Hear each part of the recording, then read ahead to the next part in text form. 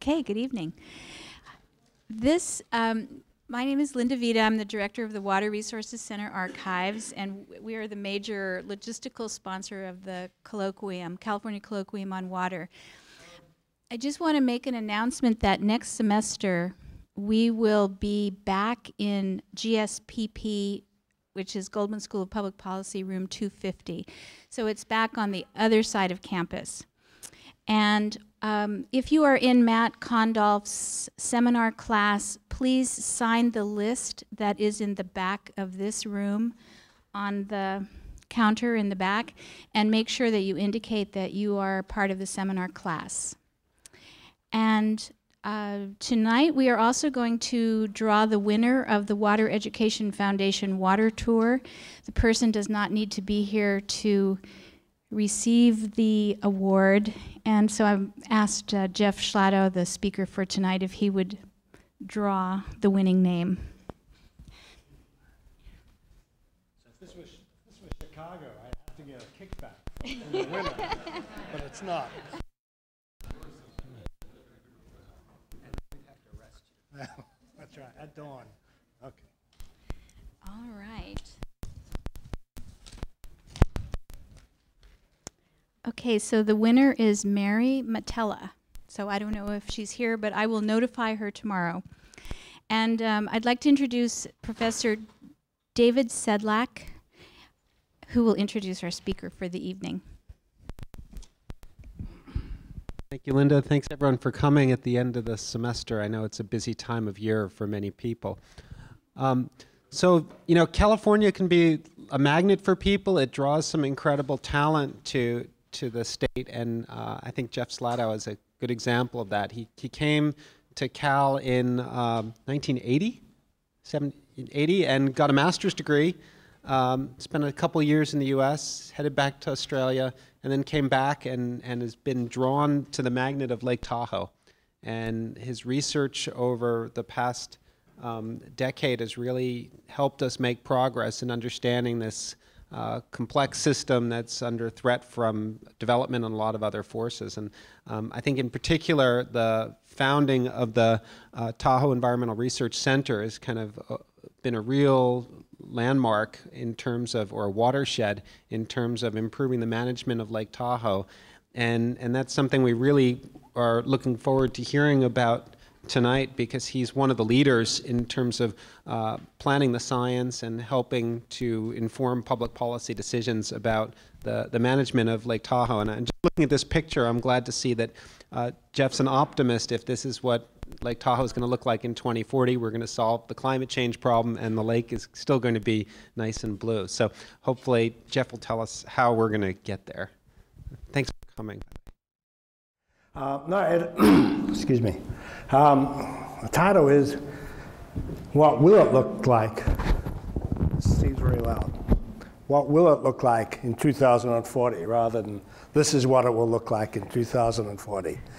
So for those of you who have come this evening, and I do thank you for coming, if you've come looking for the answer to this question, then maybe you should finish up that glass of wine, have another piece of cheese, and leave. Because I'm not going to give you the answer. I'm actually more interested in the question, because the question is rich. There are so many things that can happen between now and 2040. And that's what I'd like to explore. Before we do that, I'd just like to give you an introduction to our center. This is actually an outgrowth of what Charles Goldman, what Charles Goldman started as his research group almost 50 years ago. But now it's a university center. This is our lab at Incline Village. It's a LEED Platinum building. It's not all ours. We share it with a private college there. But it's a wonderful place to work. And so if there are students here who have an interest in Tahoe and who want lab space and want to interact with people, then consider this an invitation. We also have public outreach there. So we received a grant from the Long Foundation to provide design staff an outreach center teaching students, teaching the public about Lake Tahoe, about environmental issues, about being stewards of the land. And so we have this there. It's open 5 days a week. It's free. It's actually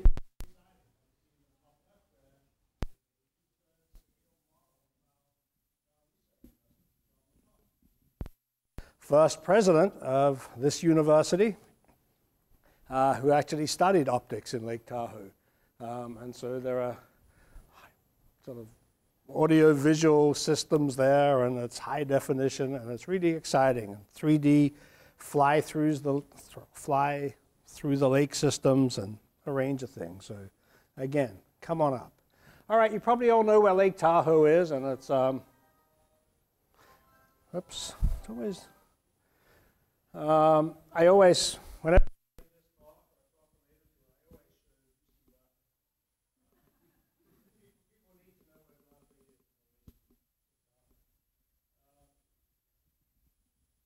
this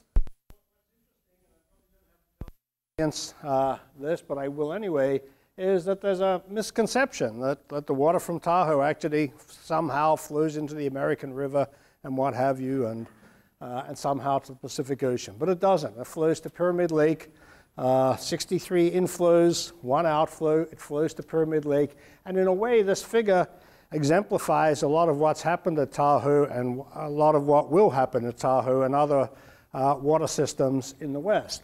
And that you see Pyramid Lake there is a terminal lake. It has no outflows. But that's only a recent phenomenon. Up to the early sort of part of the 1900s, it used to periodically overflow and help refill Lake Winnemucca in the Great Basin.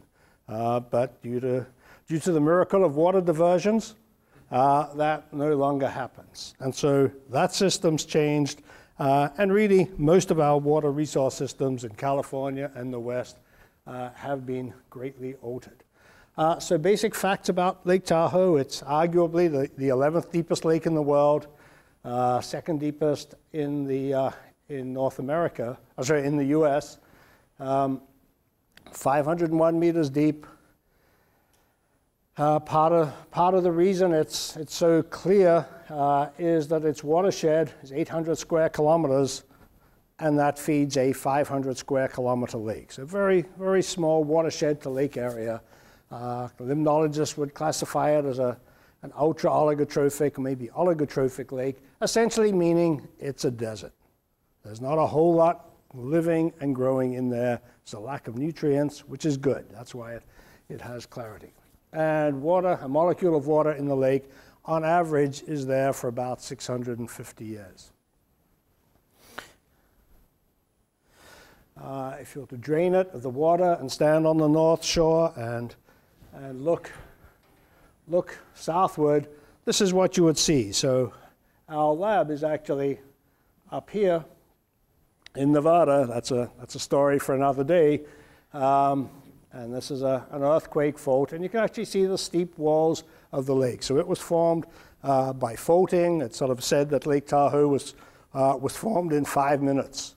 Of course, those 5 minutes of faulting and subsidence occurred over a couple of million years, but still it was through these very sort of cataclysmic events that the lake was formed. Before we talk about the future, it's interesting to talk about the past, and we actually have, well, I was about to say we actually have very little information on what Tahoe looked like, sort of pre-disturbance, let's say. Although I guess Linda showed me all the resources that I could look up that are available, so maybe there are more sources of images and photographs and paintings that I'm not aware of. But this is one from the 1860s. So this is about the time when the beginning of the clear cutting of the Tahoe Basin occurred. And it's, well, we don't know how real it is. We don't know how good the artist is. We don't know whether he had a vivid imagination. But it was and still is a remarkably stunning environment. There have been some studies sort of looking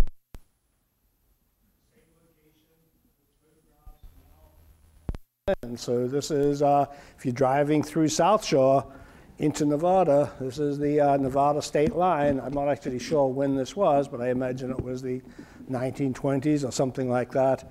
And this is this same scene as it is now. So it's certainly changed in the last 100 years, and so it's likely to change as we go forward. And this is some similar shot looking now towards the California side, and that's Mount Talac. So that's what it was at some point, probably in the 40s or 50s or maybe earlier, and what it looks like more recently.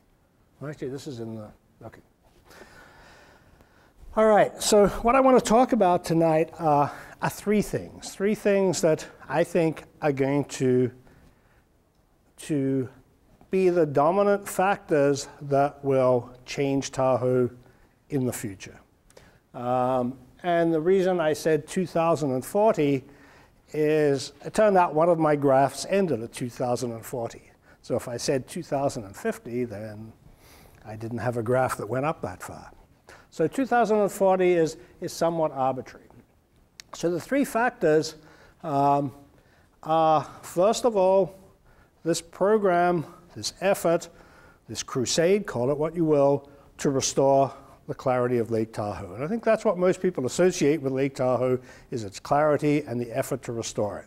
And that's this TMDL program. I'll talk about a little more about what that is and what it's trying to do in a minute.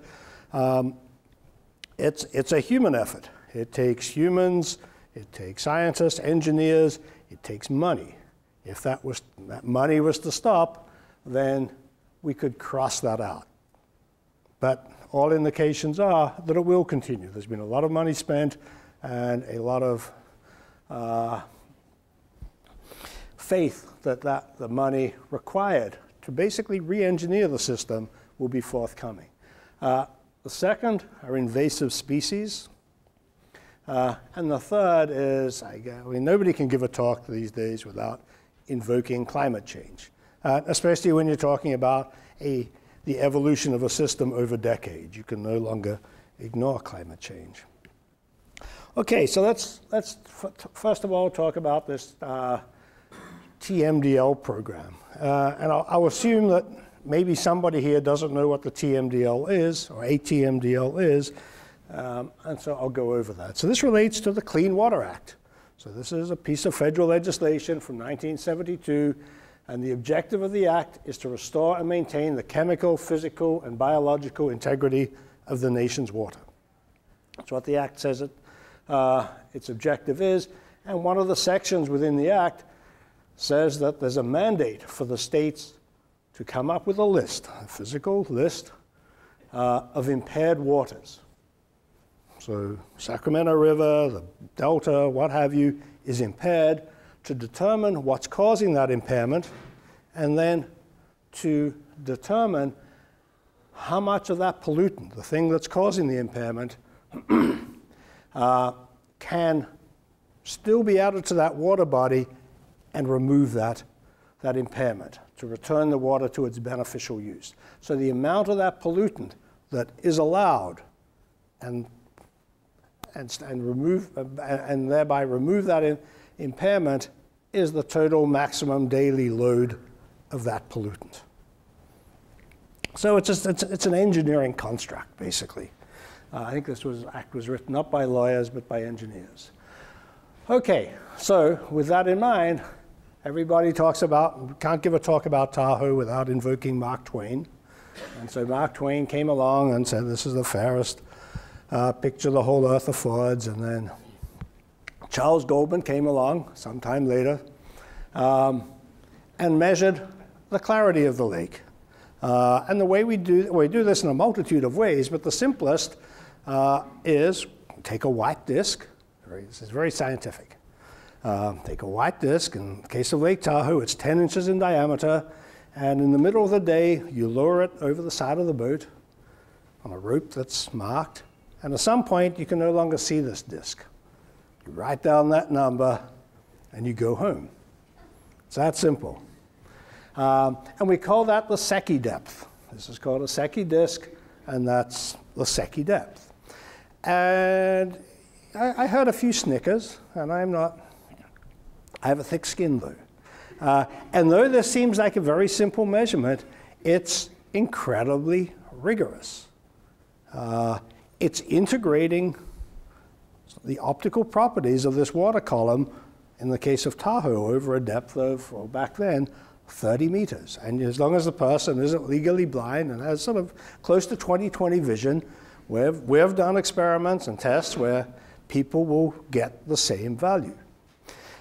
What's nice is that you can do this at different times of the year, and you actually get a consistent measurement, one that doesn't, it's not an instrument that requires calibration or have to be sent back to the factory or change the wavelength. It's just a piece of white plastic. Okay, sometime later, more of us went up there, we drove there, we built condos, and lots of things happened, and a lot more came into the water. Algae, particles, dissolved materials, and so lake clarity diminished. Now it's only 20 meters. And so this is, in the terms of the Clean Water Act, this is Tahoe's impairment. This is why it's considered an impaired water body. Now, I can come to Berkeley and say this, and everybody nods their head, and that's fine. I've given a similar talk once, I think I was set up, in northern Thailand.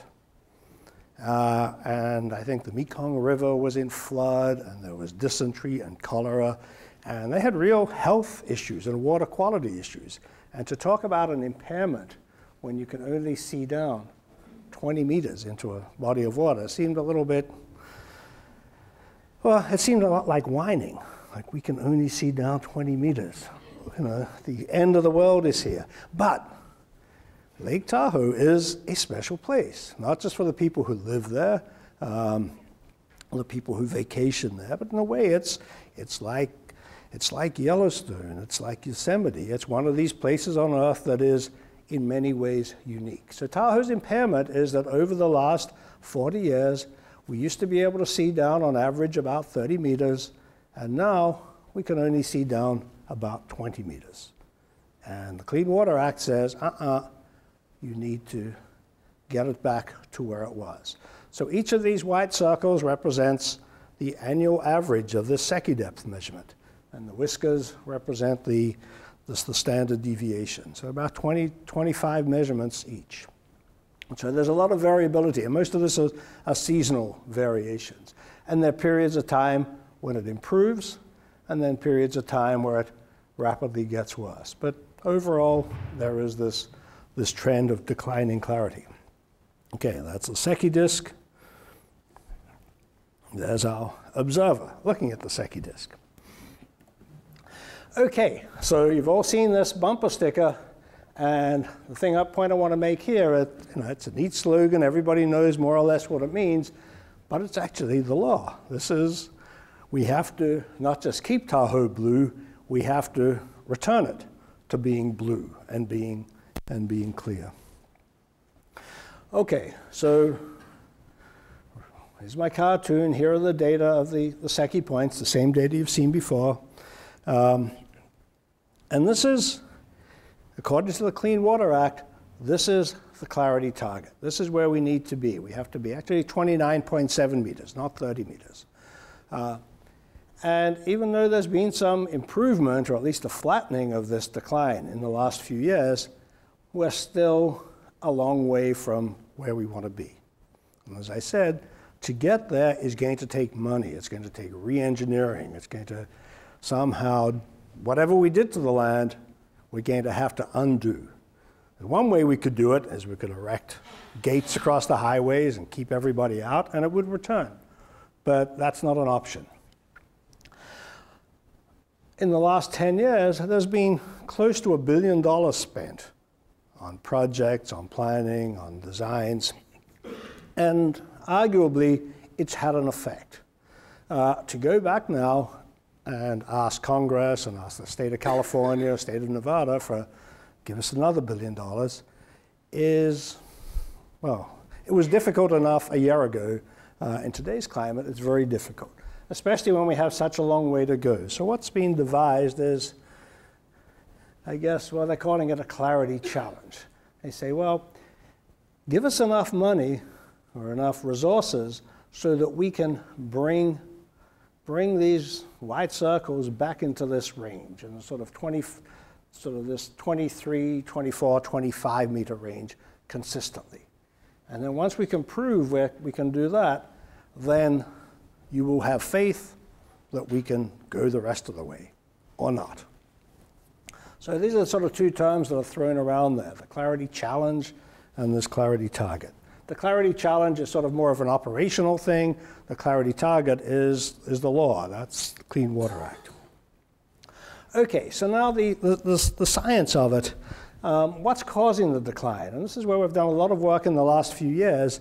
And for a long time, the mantra, the prevailing belief was that it's nutrients, it's eutrophication, it's adding nitrogen and phosphorus to a natural water, which causes algae to grow, and that's what's turning the lake less clear. Turns out that in the ocean and in very clear lakes, because the light is so intense, the algae don't like being up near the surface. There's too much light. They're actually deep down. In the case of Tahoe, they're at about 50 or 60 meters depth. So the algae are a relatively small part of the decline in clarity. So what this graph's showing, this is based on data over about a 5-year period, and it's showing what causes the attenuation of light. And I don't want to go into all the individual things here, but the largest, this stippled area in the middle, this is the scattering of light by inorganic particles, tiny bits of clay and silt that don't absorb the light, but they scatter it. They send it every different direction so that when you look down through the water and try to see this white disk, you don't see it because the light's not returning straight to your eye. So what this told us is that we have to focus more on removing these inorganic particles rather than removing the algae. This little band here is absorption of light by algae. This top band is the scattering of light by algae. So algae are important, but not as important as inorganic particles. Where are these particles coming from? Again, this was the result of probably another 3 or 4 years of work by a range of people, from UC Davis, from UNR, from some consultants around the country. The take-home message is most of it, 72%, are coming from the urban areas. So you have to remember, close to 90% of the Tahoe Basin is forest. 10% is urban and highway and the like. Yet, in this 10% of the land, we're calling urban upland, 72% of the particles come. 72% of the pollutant coming from 10% of the land. So again, that points to that cliche, we have seen the enemy and he is us. And you can see the other sources, atmospheric deposition from stream channel erosion and the like. Urban uplands, urban areas are the main source. And so here are some examples of what the urban areas contribute. So this is stormwater runoff. This is actually highly turbid water coming out of the Upper Truckee River, but most of the contribution to this sort of turbidity that you see are from the urban areas around there, not from the upland, not from the mountaintops. This is the atmospheric haze, much of it due to wood burning in the basin, and a lot from just vehicular dust. Okay, so we do a lot of modeling. And in order to predict the future, models are very useful. They're nothing more than sets of equations, and if you have enough faith in them, and if you can convince people by comparing them with data, they can actually be very useful management tools. So what we have here is, on the horizontal axis, this is time, actually time going up to 2020 in this case. What we have on the vertical axis is the Secchi depth. Okay, so we have it going from 15 meters down to 40 meters. So these blue triangles here These are the data I showed you before, those little white circles. So this is just replotted. So the blue are our data. And you have the same sort of trend of clarity going from about 30 meters to about 20 meters. Okay, so there was a period here for about 4 or 5 years where we actually collected for once all the data we needed for this model. Up to this point, we'd collected nutrient data and temperature data and the like. We'd never collected particle data, data on the concentration of individual particles and their size distribution. It actually matters if a particle is 1 micron or 10 microns or 100 microns. So for this 4 or 5 year period, we measured that, and we could use that to develop and then calibrate our model. So these black circles here represent the results of running our calibrated model, starting in whatever year this is and running it with sort of a contrived future meteorology where we assume no climate change. We had our loads calculated, and this is what the model told us that the Secchi depth would do. If you go back and look at the real data, you'll see that there are error bars. This is the standard deviation over the year. And if you compare our black dots with the blue triangles, you'll see that the black dots and the blue triangles fall within their uncertainty. So it's not a perfect match, but within a meter or two is all you could expect given the variability. Okay, so let's just argue for the present purposes that these black symbols would represent what would happen if we did nothing, business as usual, and basically Tahoe's clarity would decline, continue to decline. So one thing you can do with a model is you can change the loads. You can remove particles, you can add nutrients, play games. And so just for argument's sake, here we reduced all the loads by 75%, the atmospheric loads, the urban loads, the groundwater loads, just to see what would happen. And that's what these brown triangles are.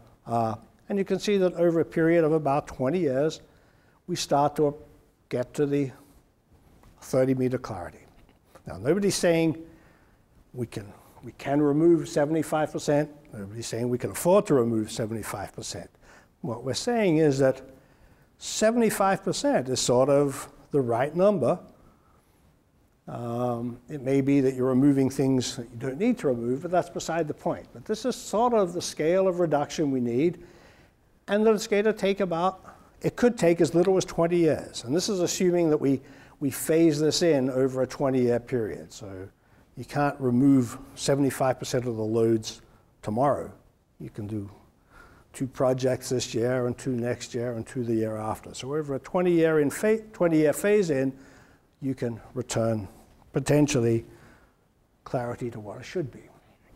So that was just one scenario. This is just showing the whole range of scenarios. So this is showing the percentage load reduction from business as usual, 0% load reduction up to about 75. And this is the Secchi depth. And so if you remove fine particles, nitrogen and phosphorus, this is showing the band, the standard deviation of clarity, of Secchi depth you get with each of these load reductions. You reduce it by 40%, then your Secchi depth will be range between about 27 meters and whatever, 22 meters, and so on. What's interesting is that if you just remove nitrogen and phosphorus, the nutrients, what had been sort of proposed 10 years ago, you get a slight improvement in clarity, but not very much. It's the particles, the fine particles, the sort of particles less than 10 microns that are causing it.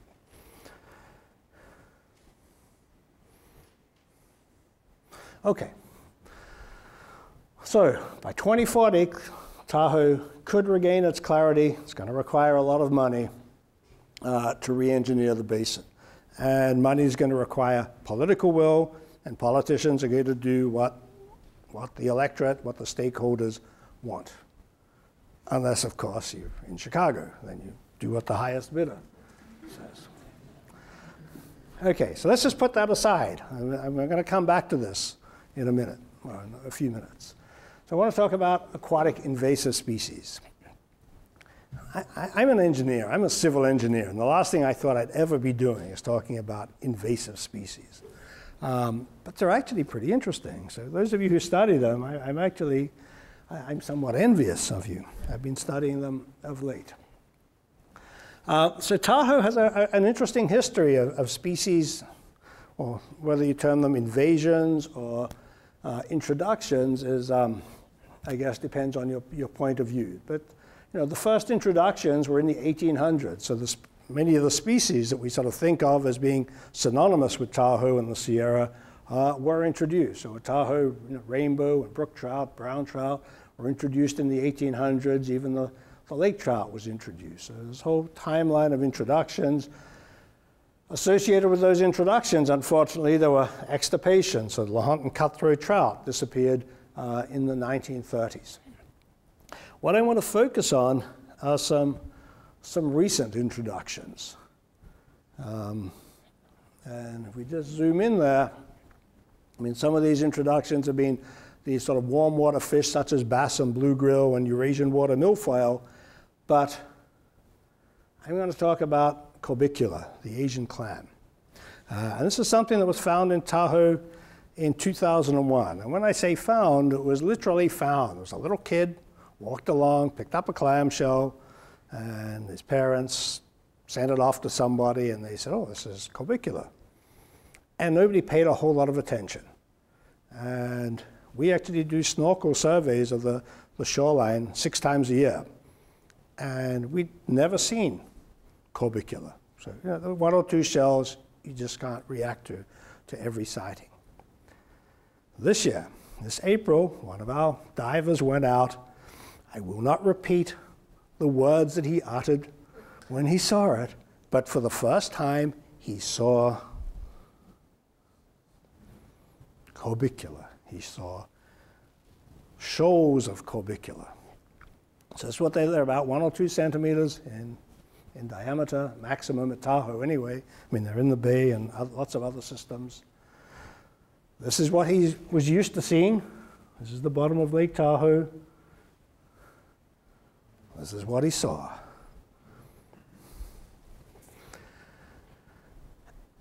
And you could say, well, corbicula, there are lots of systems, They like soft substrate. They like sand. They burrow down. They're not like zebra mussels or quagga mussels that get into your boat engine or clog water pipes. Maybe they're not so bad.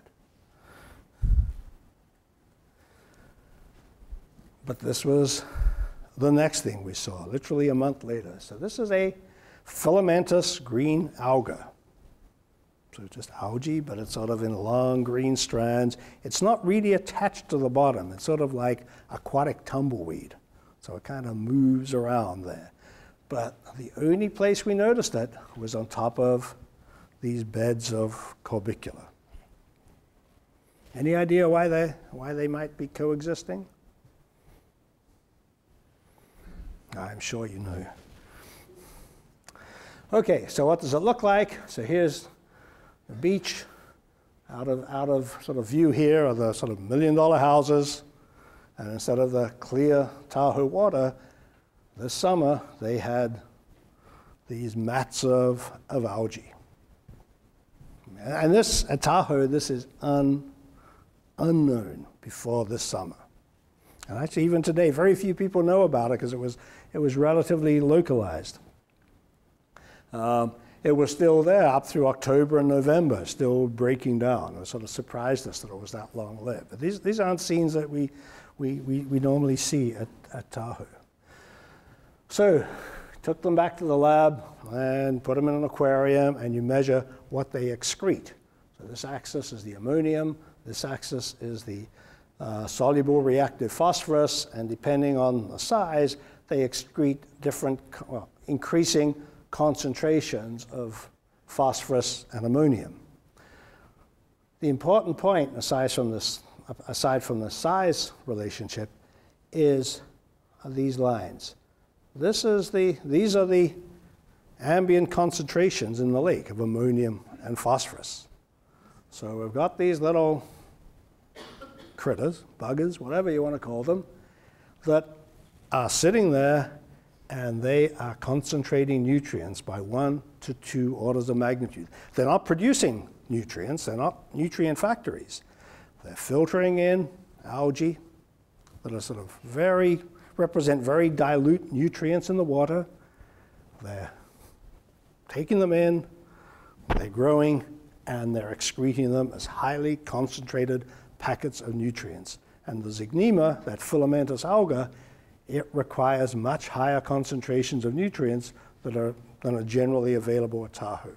So what you have is this little filamentous algae factory in the near shore, right where people are swimming and playing and trying to enjoy themselves. So where is this happening? So this is Lake Tahoe. This is where we found it, in the southeast corner. These symbols, I guess the hollow symbols represent 0, nothing, and the red squares represent 1,500 to 3,500 clams per square meter.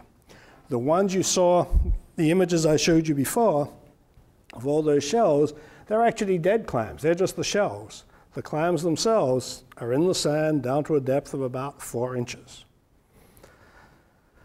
So, in this area, they're at about 3,000 animals per square meter. They found them in water depths from about 1 meter down to 40 meters.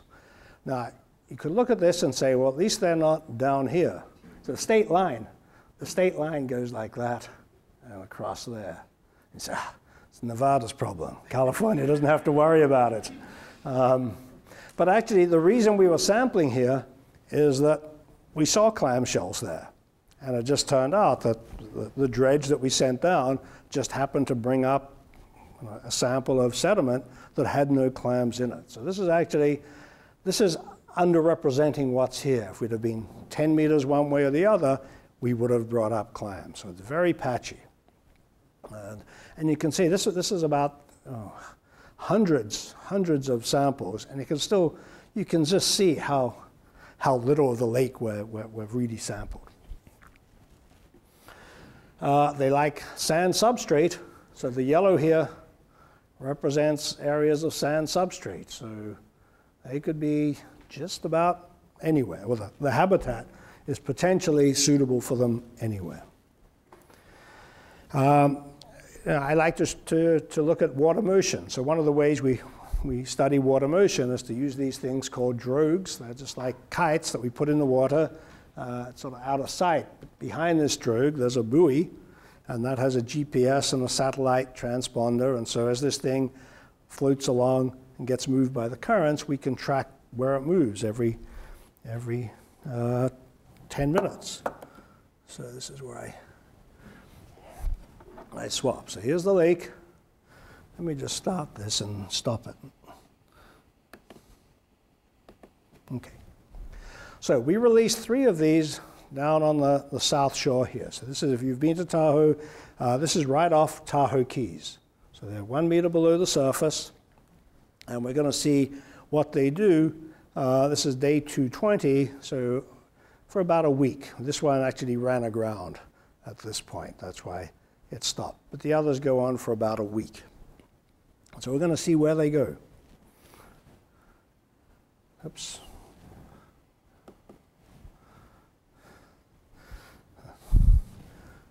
Let me just stop it there.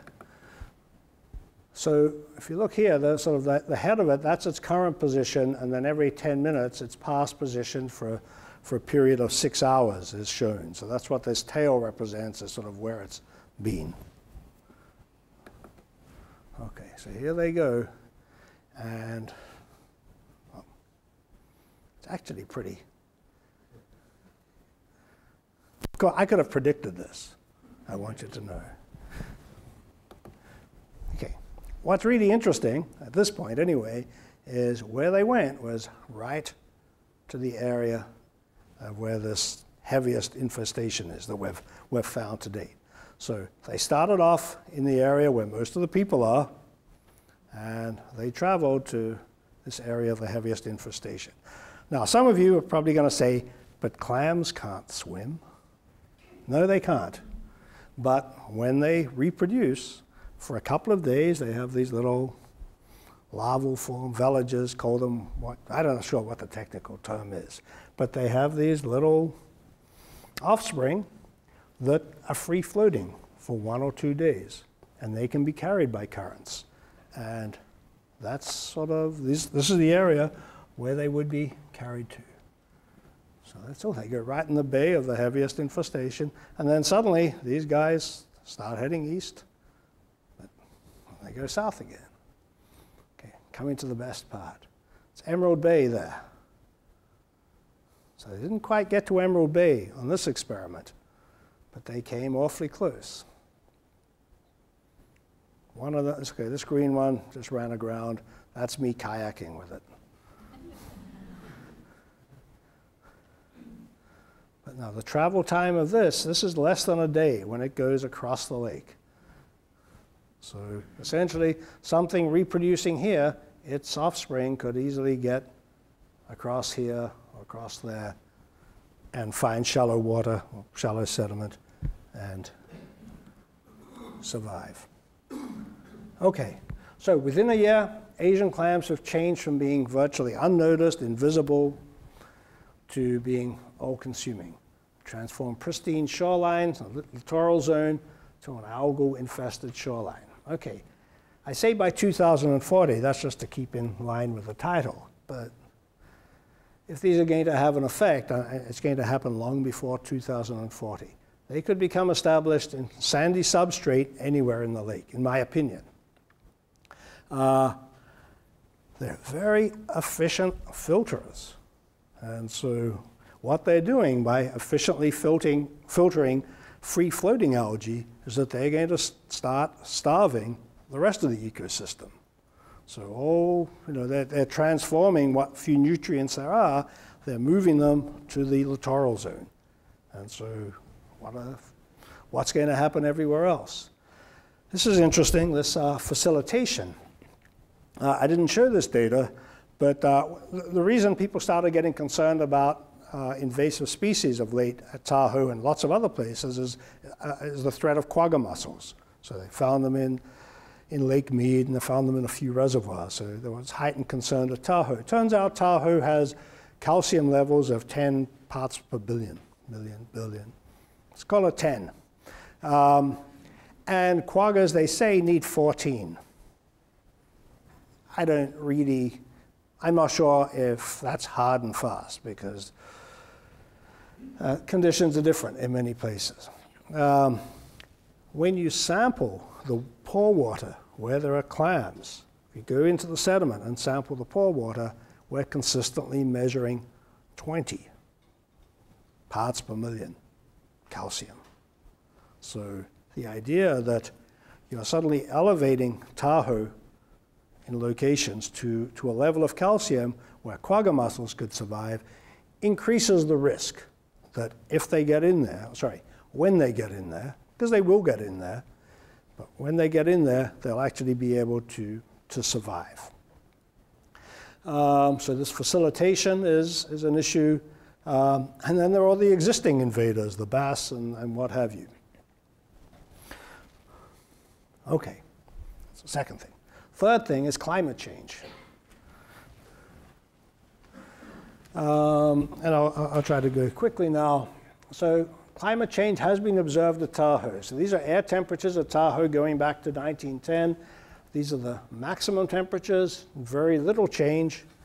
This is the minimum temperature, and it's gone up. And it's the sort of thing that's been seen around the world. Nighttime temperatures going up, daytime temperatures not so much. The fact that we're approaching this freezing point as in this trend is interesting for a snow-dominated climate. It's also affected the lake. So this is lake temperatures in degrees Celsius. The other was Fahrenheit. This is an integrated temperature. This is like an average temperature of the whole lake. So the change appears quite small, but it's about double the rate of the warming of the world's oceans. So again, there's been this upward trend. And a lot of these variations can be correlated with El Nino events and the Pacific Decadal Oscillation and all the usual suspects. So it's warming at a rate of about 0.15 degrees per decade. Along with that, the stability of the system has increased. So the surface waters are warming faster than the bottom waters. So less dense at the top, more dense at the bottom. More stability, more resistance to mixing. Again, this has been seen in lots of systems. Okay. How to explain this? Okay, actually, this is the graph that goes up to 2040. Okay, I know you've all been waiting for it. Right, what this represents, what these bars represent, are the mixing depth of Lake Tahoe. So Lake Tahoe is 500 meters deep, and shallow lakes tend to mix pretty much every year. So if a lake is 40 meters deep, 50 meters deep, a lake or a reservoir, in winter it cools, the surface water gets cold and dense, and it falls and it mixes. And at some point in the winter, this whole lake or reservoir is fully mixed. So Tahoe is 500 meters deep. So it doesn't always mix all the way to the bottom. It mixes down deeper and deeper, but sometimes it gets to about 250 meters and spring arrives.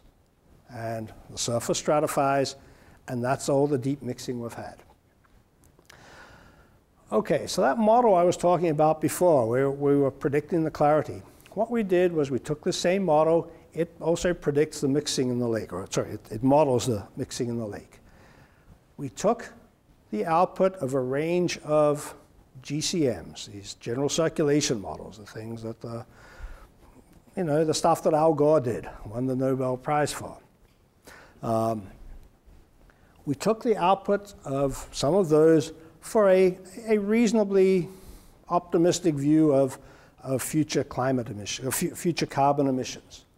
And these blue bars represent the deepest that Lake Tahoe mixes in a particular year. So we took our model, ran it with a plausible future climate scenario, and it said that in this year it would mix all the way to the bottom, in this year it would mix to 150, in this year 200. And so if you just look at the blue bars, this is what it would do for 40 years. And you can see that it mixes, boom, boom, boom, boom, about once in every 4 years. And that's actually, sorry, I misspoke. That 40 years is no climate change. That's if we take our current weather and just jumble it up and project it out in the future with no climate change. The blue bars are what we get. And it mixes to the bottom about every 4 years, which is consistent with our measurements in the past 40 years. The red bars represent future climate change with the A2 emissions. And you see for the first few years, they're pretty much the same, as you would expect. There are some differences. This year, with climate change, there's less mixing.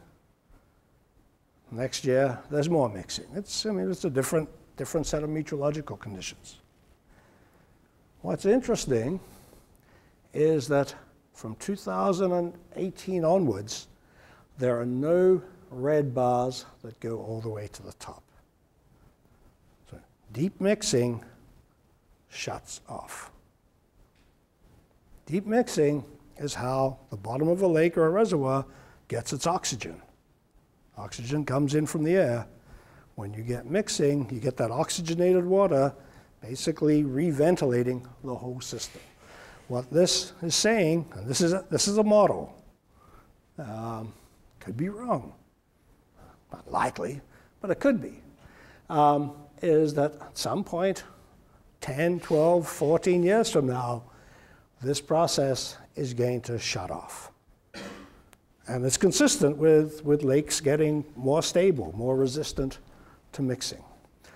For this scenario, this represented a warming rate of about 0.125 degrees per decade, which is similar to what we've measured historically. So this is probably, I would expect it to be higher than that, but it's in the right ballpark. That's the important point. So 2040, with this A2 emissions, Climate change would have warmed the lake by another ½ to a degree Celsius. Surface temperatures will be a few degrees warmer, and the lake will stratify potentially for decades at a time, leading to the lower half of the lake being devoid of oxygen. Now, I can't leave you in all good conscience with all this negative news. So is it as bad as it sounds? And I'm not going to say no, but I also have to say not necessarily. I mean, a lot of this are model results. A lot of it is, well, the invasive species, the clams. This is what we've been working on full time for 6 months. We only discovered them in April. So let's look at all of these things. So clarity and climate change are actually linked. The sorts of things that you would do, remember when I said we're going to have to spend $1 billion or hundreds of millions of dollars to re-engineer the basin? What we're doing in re-engineering the basins is removing the particles and the nutrients from coming into the lake. It's those nutrients and the particles that are creating the oxygen demand. So if you remove those, or certainly remove 40%, 60%, 80% of them, what you're doing is removing the biochemical oxygen demand. You're never going to remove it entirely, but it suddenly means that if the lake stays stratified for 10 or 20 years, it may not lose all its oxygen. It loses it very slowly at Tahoe, but it may be able to weather those periods. So it doesn't mean that the lake's going to turn into this dead cesspool. So what they're doing for clarity control is actually probably the best mitigation for climate change. You're prolonging the period of time that the lake cannot become anoxic.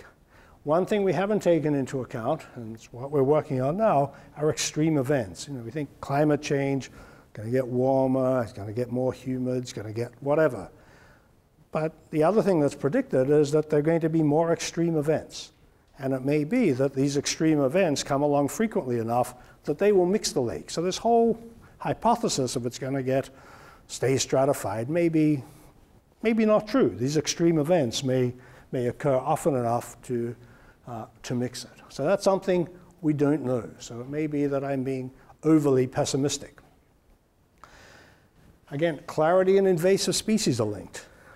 It's amazing to think that Tahoe, up till about 10, 15 years ago, had no invasive species that had not been deliberately introduced.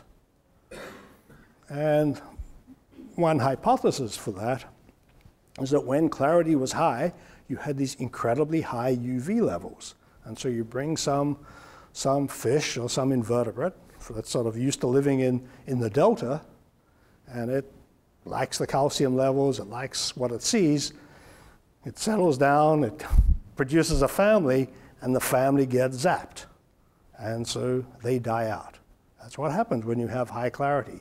But as clarity diminishes, as you start getting Eurasian water milfoil and embayment, you start getting more dissolved organic material, the UV is attenuated, and so you're creating these microhabitats. So there's a potential connection between clarity and UV penetration and its ability to essentially kill non-native fish.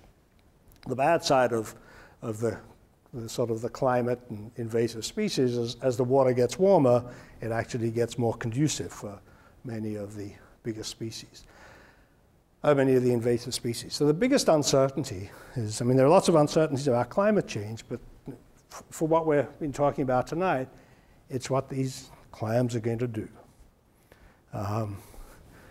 It appears that they've gone through this sort of exponential growth. So they were there for a few years, and there was 1, and then there was 10, and then there was 100, and then there was 1,000. It's only when there were millions that they were observable. Will there be 10 million or 100 million next year? We don't know. There are crayfish there, again, an introduced species. Maybe they're going to control them. Maybe UV is going to control them. Maybe it's just this early stage of an invasion where it explodes and then it goes down and it goes to some plateau. We simply don't know. And that's it. That's my story.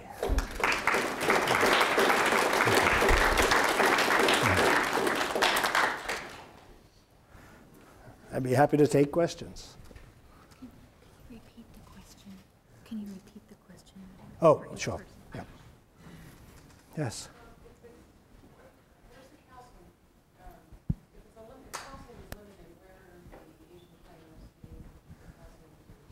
Okay. So the question is, if calcium is limited, how can the corbicula, the Asian clam, survive? Corbicula actually have a lower calcium requirement than a quagga mussel. So I think it's something like 4 or 5 parts per million. So we have pretty much 10 everywhere, so they appear to be right at home. So that's not going to be doesn't appear to be a limiting factor for them. And as they grow, there's more of a possibility of quagga. Yeah, because I guess once they die and the shells start dissolving, what they've done is concentrated the calcium, and then as it redissolves, it's there in higher concentration. So we went down to Lake Mead, and we had pictures of corbicula shells there with quaggas growing on them. So that doesn't mean that's going to happen in Tahoe, but it made a pretty scary slide that I didn't add. Yes, sir. What modeling techniques would you use to account for extreme events? Actually, I've been thinking about this a lot.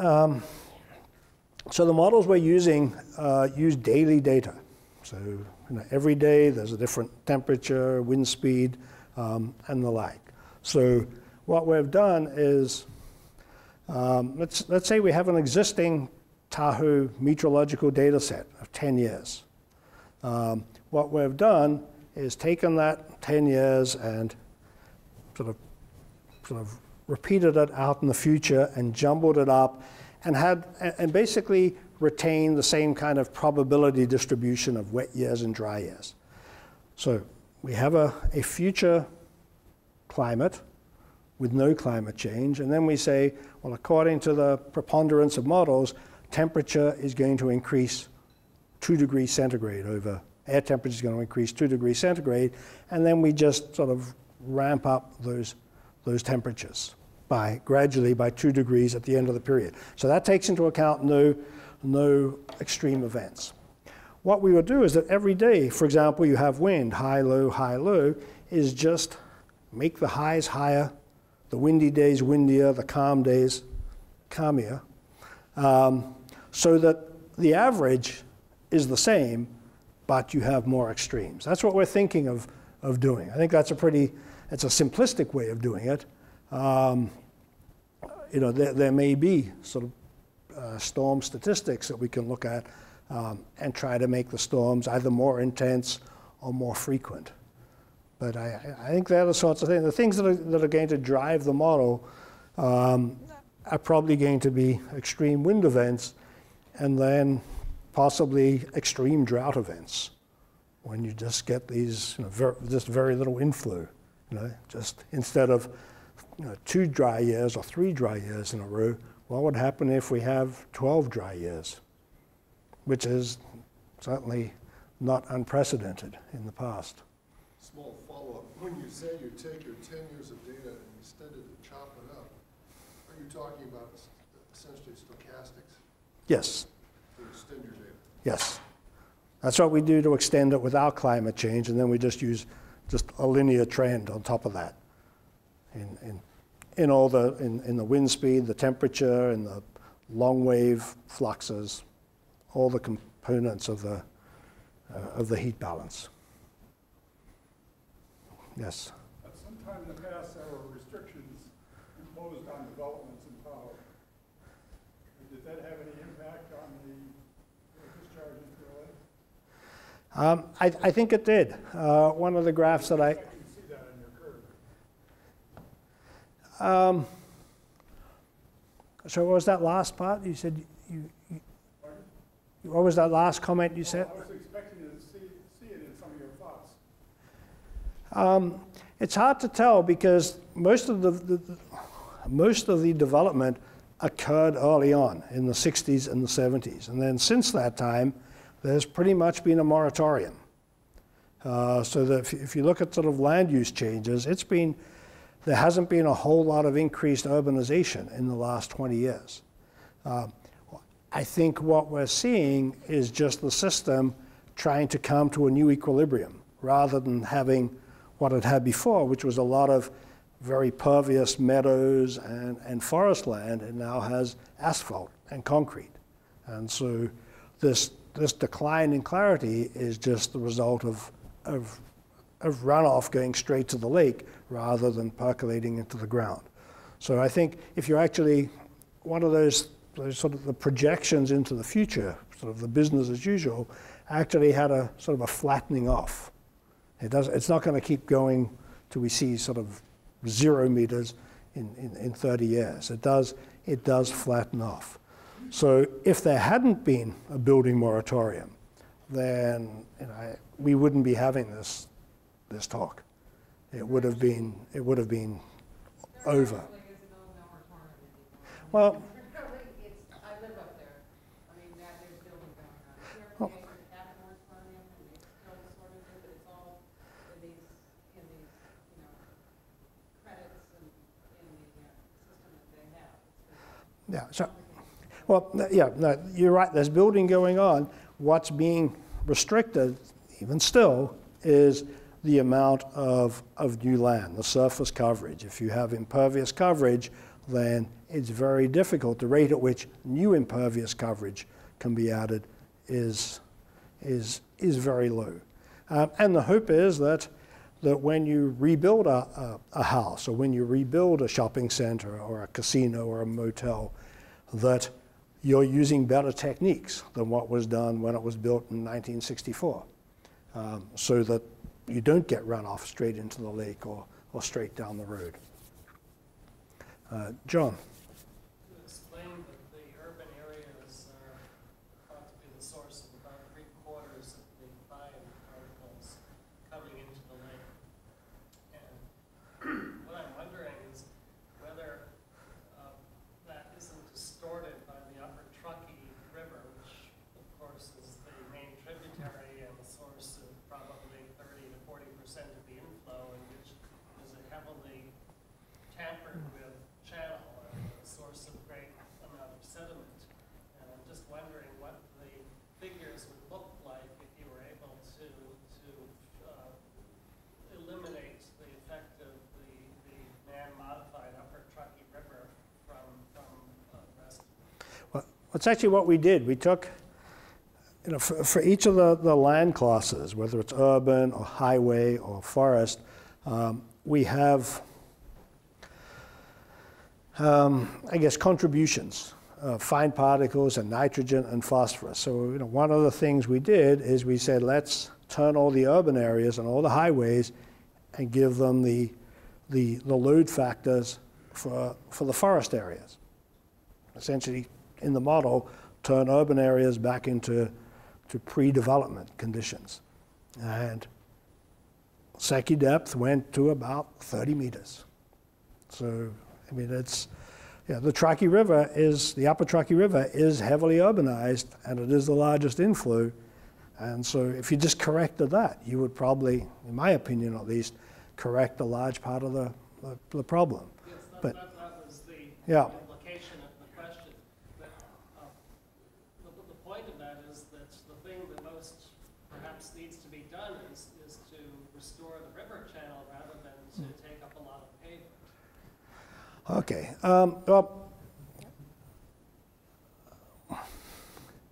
Well, it depends what you mean by river channel. The river channel itself, one theory was that the source of the sediment is just river erosion, and it turns out that's only about 2 or 3, 4% of the fine particles. The problem is that the stream isn't functioning as a stream anymore. It's incised, and so if by restoring the stream, you're saying let's restore its function so that every 2 years it goes over bank and then the fine particles settle out, then you're absolutely right. And they are starting to do that. There are several projects on the upper Truckee that are in, well, it seems like they've been in planning stages for decades. But they do seem to be moving forward. The airport is a big impediment. I mean, it's like most places. You build where there's nice flat land, and in Tahoe that was the floodplains. Sacramento, it's the floodplains too. And that's just an example of bad engineering. Tahoe, there's a limit to how much flat land there is and how much overbanking you can get without moving people out of their homes. There's a lot of interest now in, you may know that the sewer system of Tahoe, sewage is collected and pumped and treated and then pumped out of the basin. When that was designed and installed, that was back in the 60s when they were planning for the permanent population not to be 60 or 70,000 as it is now, but to be 200,000. So there's a lot of excess capacity there. So there are ideas being floated around that, well, maybe we should collect this urban runoff and maybe pump it out of the basin. I think that's a bad idea, but actually pump it up onto meadows that are now pretty much dry meadows and turn them into wet meadows artificially. So you can't, in all cases, restore the stream to what it was, but you can restore its function. David. Speaking of extreme events, can you tell us something about the risk of forest fires or changes to the forest and how that's being handled in the TMDL process or the planning process? Well, as you may know, and many of you may know, 2 years ago we had a large fire there, the Angora fire. It was just in one watershed. So when you look at the map, it wasn't such a large fire compared to what they have in Southern California. It did destroy 300 plus homes, which is a disaster. Fortunately, nobody was killed. Its impacts on the lake were relatively small to date. So we were measuring atmospheric deposition, and the deposition from the fire, when there was ash and smaller particles falling into the lake, it contributed about a few percent of the annual load. So and there was a slight increase in chlorophyll production, algal growth, for a week after the fire, but 2 weeks after the fire, you would never know the fire had been there, as from the point of view of the lake response. The biggest fear was what would happen after rain, and then you get all this easily eroded material washed into the lake. Well, since that time, we haven't had a lot of rain and snow, and so people's worst fears haven't been realized, but that could be serendipity, not planning. I did some back-of-the-envelope calculations, though, on what you would expect, sort of making assumptions like you would have an order of magnitude increase in nitrogen and phosphorus from burnt land compared with the sort of unburnt land, which is what I've seen reported in the literature. And it turns out that it wouldn't be catastrophic. That if nitrogen and phosphorus and fine sediment went up an order of magnitude in the watershed or two little watersheds where a fire was, it would be a few percent increase in the load coming into the lake. That's a much smaller impact than between a wet year and a dry year. So it would take a fire of immense, take out a quarter of the basin to really have a large effect. Again, that's my opinion. And I think there are some people who don't share that opinion. But it was interesting, after the fire, it actually brought out the worst, I think, in the Tahoe Basin, in that you suddenly had, unlike the Delta and the Bay, where you have the worst, where you have three or four groups with diametrically opposed visions of what it should be, and they're never going to come together. At Tahoe, I think most people are pretty much on the same page. They may have slight differences on how we get there, but nobody's saying, we want a turbid, murky lake. But with the fire, suddenly it became public safety and the environment. And it was you know, there were people saying there should be, remove everything around houses, remove trees, put concrete down, and that would make it fire safe, but it would have disastrous environmental effects. I think now that it's sort of been 2 years since that happened, I think emotions have calmed down, and we're probably finding some middle ground. There was maybe too much, I don't want to sort of environmental concern. I don't like to use that term, but I think you have to yield a bit on public safety. I'll follow up some of the earlier questions. I'm wondering about climate change and the possibilities or the potential for rain on snow events. Certainly I know on the models for the next 50 to 100 years on the western side and up into the northwest make much of the possibility of increased rain and snow events on a decadal basis.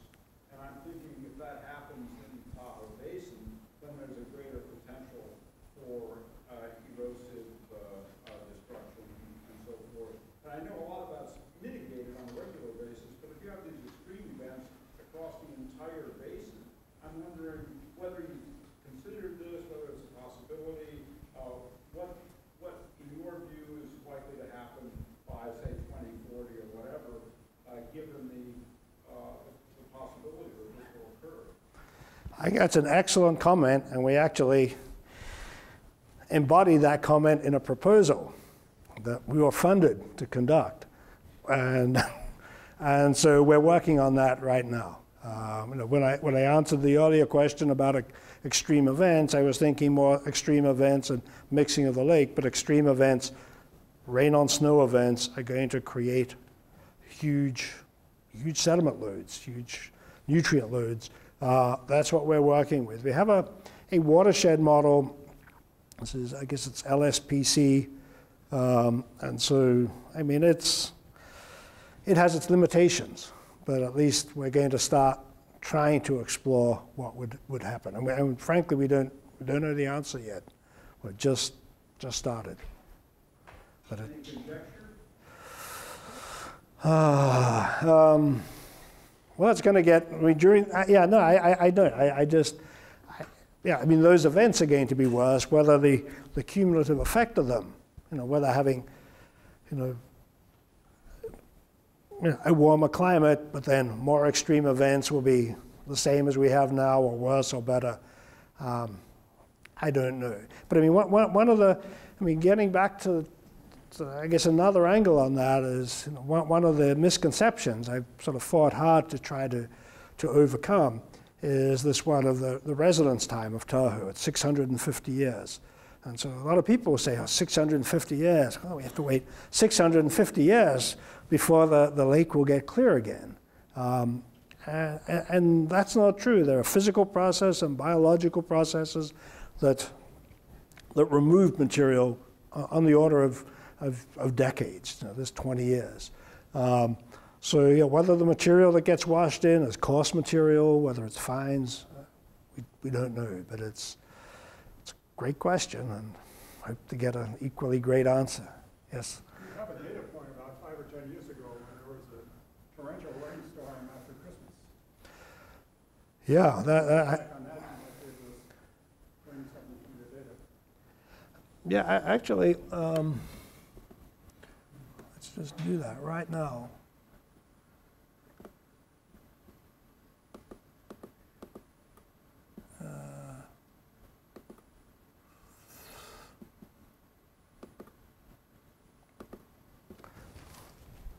Okay, so that was then, I think. So that's the worst year. And so we had, it was something like 20 meters, well, 20 meters. But you can see in the years after that, there was a pretty rapid improvement. So, it's, one of the things we, every year we have this curse, the curse of the Secchi report, where we sort of live and die by it. So, I shouldn't tell you this. It's like sort of airing your laundry. And So, and as I say, each of these is an average, 25 points a year or something. And then so we do this for the year. And then anticipation starts to build in the Tahoe Basin. Like, what's the value going to be this year? We're still working on it. Like, it takes many months to calculate this average. But what we're doing is taking many months to say, what's the story? Because if it turns out that it was a wet year, and suddenly clarity gets bad, people say, "Oh, God, I just put in those improvements to my house, and the lake got worse. It's the last dollar I spend on Lake Tahoe." That's the feeling, is that they expect there to be an immediate response, and so when it suddenly gets better, everybody says, "Oh, great, we're on the right track. We can stop now." But it isn't. It was a dry year. It was a wet year, and that's what does it. So it's, teasing out, what the underlying trend is from the wet years and dry years, and the rate at which you bring in projects, the rate at which projects are implemented, the rate at which projects are maintained. I mean, you build something, and you think, "Oh, it's removing sediment, it's great," but at some point, the sediments, it's full of sediment, and then it keeps going back into the lake. And so those things are not always appreciated. Yes? You said that the largest contribution to the lack of clarity is the fine particulate matter. Is there a breakdown of where of the source of this particulate matter? Like what is the largest sources of these of the fine particles? Yeah, the largest source is the sort of runoff directly from these urban areas. So some of that runoff flows from the streets into a stream, some flows directly into the lake, but it's where you have the impervious surfaces. So that's the 70-75%. The interaction of people's tires on the pavement, That's doing it by grinding up a lot of the road sand that's put on. Part of that's actually captured, though, in the atmospheric part, where you drive along there and you just see a cloud of dust that wafts out over the lake. So that's about 15%. So combined, the direct urban and then the atmospheric deposition is probably more like 85%. I guess what I'm trying to get at is, do you attribute this to automobiles, construction activity, or different categories of urban activities that you attribute this fine particle to?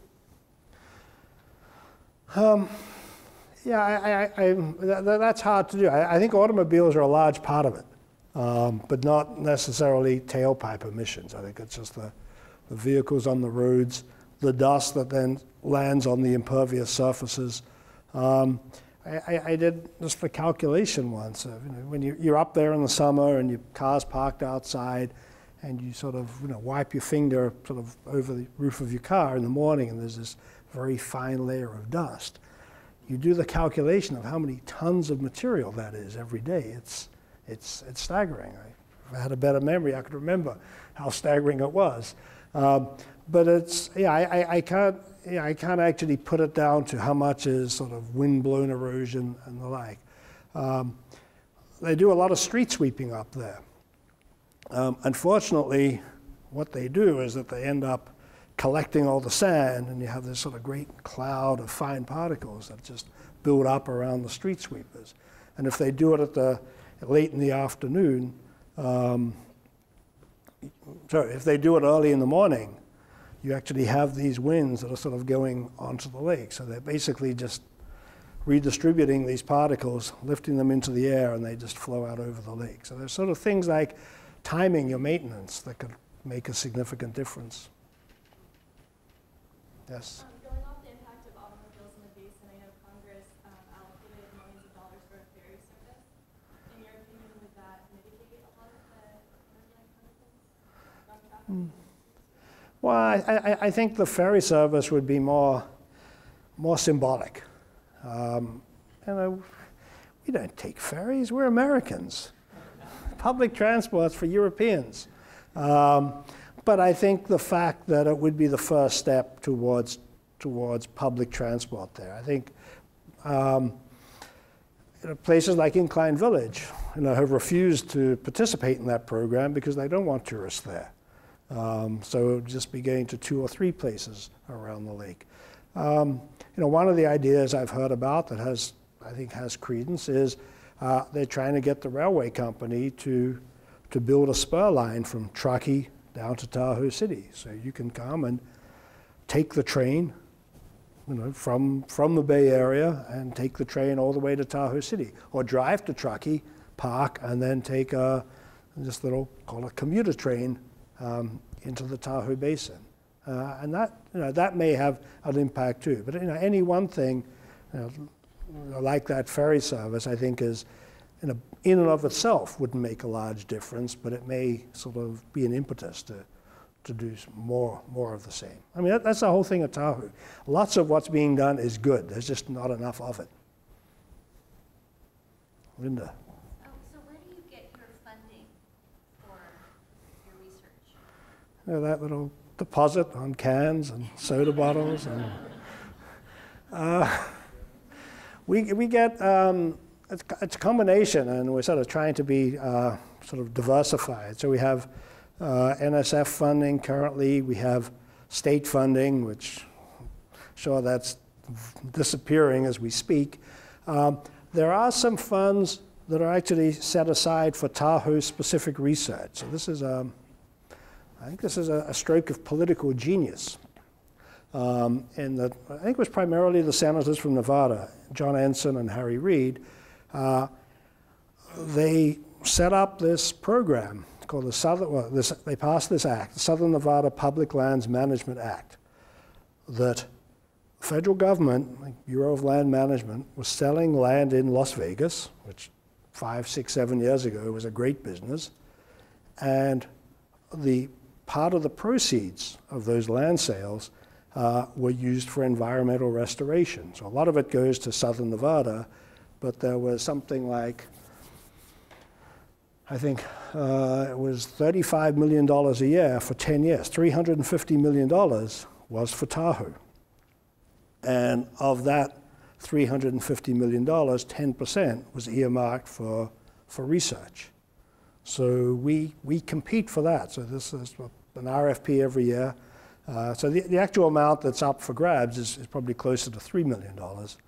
But we compete for that. So that forms part of what we do. So general federal, general state, a little bit of private funding, and these Tahoe-specific funds. So question at the back. You showed that the lake might turn anaerobic in the future. Would you expect an increased nutrient like phosphorus from the sediments because of the reductive solution, or Well, that's interesting. Whether, what would happen? I mean, it's an ion-dominated system, so the chemistry would be the same. So when it goes anoxic, you get phosphorus coming out of the sediments, but it's going to be down at 400 and 500 meters, so it's just sitting there doing nothing. When the lake finally does turn over, whether that and the water gets oxygenated, it then becomes a race between, does that high phosphorus water get up to the photic zone before it precipitates out? That'd be a great research topic. I don't know the answer to that, but it could happen. It could be a massive bloom, or it may not be. I think it's always great to end on the chemistry questions. I think we'll end there. For an excellent talk. Okay. Thank you very much. Thank you.